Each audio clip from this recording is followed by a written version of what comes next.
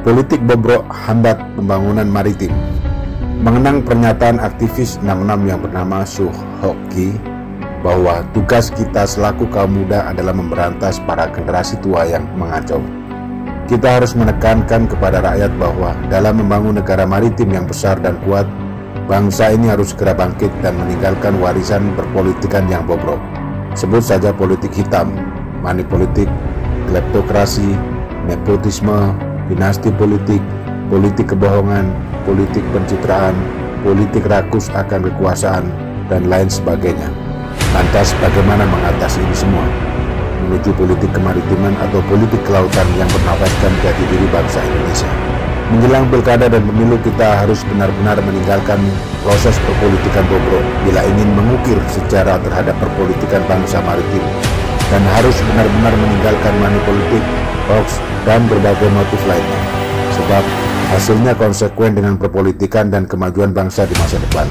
Konsep kerakyatan bagi Indonesia bukanlah dalam pengertian Marxisme atau sosialisme, kaum proletar, kaum bawah, marhaen, wong cilik, ataupun lapisan masyarakat yang terbentuk akibat kesenjangan dalam proses ekonomi ciptaan ilmuwan statistik, melainkan merupakan paham antropolitik, yaitu kekuatan rakyat bersatu dengan berbagai latar belakang ekonomi, sosial, agama, suku, golongan, etnis, sejarah, budaya yang bersumber dari peradaban luhur, khususnya peradaban maritim, dan lainnya dengan tekad mewujudkan cita-cita kemerdekaan bangsa, yakni membangun masyarakat Indonesia yang adil dan makmur.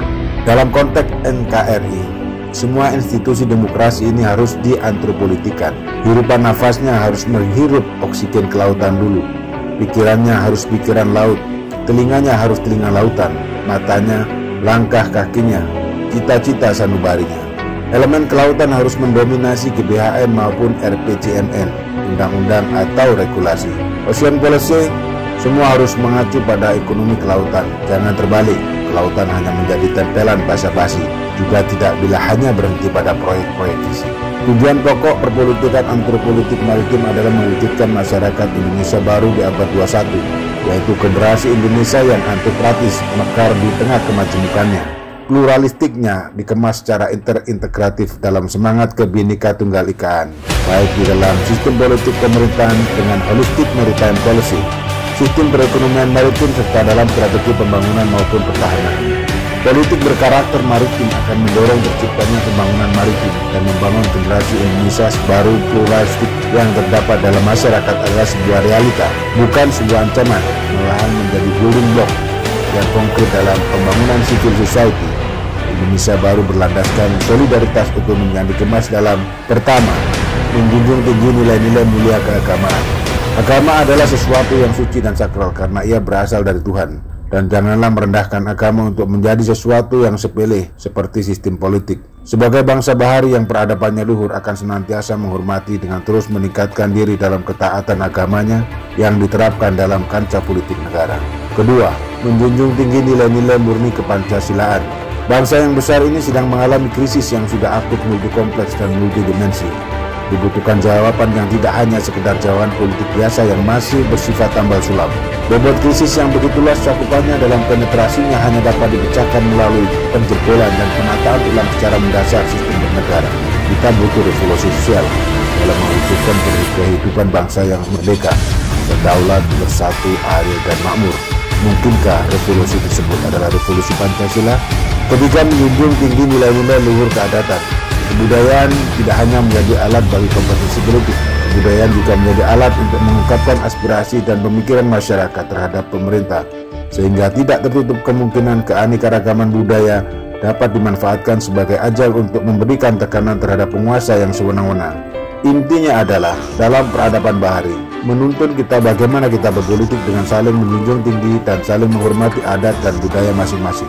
Ketiga nilai dasar tersebut akan membawa pembangunan maritim sesuai dengan jati diri bangsa dan dengan mempertebal hubungan antar unsur ke dalam solidaritas yang otonom sebagai kesatuan kekuatan sosiopolitik dan sosioekonomi, dikemas dengan nilai-nilai murni kemanusiaan dengan unsur kualitatif demokrasi, akan merupakan quantum leap menuju pembangunan maritim Indonesia yang sempurna atau maritime supremacy.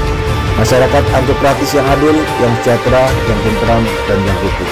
Selanjutnya, Nafas Bahri harus menyusup kepada Ocean Policy dan Covenant atau kebijakan pengelolaan laut, menyusup kepada Ocean Plan dengan jelas, dan arsitektur kebijakan maritim meliputi doktrin maritim, strategi pertahanan maritim, strategi militer yang berbasis maritim, strategi keamanan maritim nasional, dan yang terakhir adalah kepemimpinan Ocean Leadership yang berwawasan global berdasarkan Pancasila dan Undang-Undang Dasar 1945. Semua gambaran di atas adalah syarat penting untuk mengembalikan kejayaan Bahari dengan cepat saat ini dan masa depan. Dan inilah jawaban untuk menemukan kembali Indonesia. Bila tidak, dua tugas kita selaku generasi milenials harus benar-benar dilakukan. Pertama, mendidik dan mengajari rakyat dengan pergerakan. Dan kedua, mendidik penguasa dengan perlawanan hingga sadar. Cara tersebut adalah cara terbaik sebagai awal dari perbaikan sekaligus akhir dari keberburukan politik di NKRI. Apakah Indonesia akan menjadi mercusuar dunia? Bagaimana membangun kekuatan maritim di Indonesia tanpa meninggalkan jati diri bangsa Indonesia? Bagaimana membangun kekuatan maritim Indonesia dikaitkan dengan perkembangan lingkungan strategis abad 21? Silakan ikuti terus video Indonesia Maritime Channel. Silakan share sebagai wujud Anda memiliki sumbangsi terhadap penguatan Indonesia Maritime Community. Salam maritim.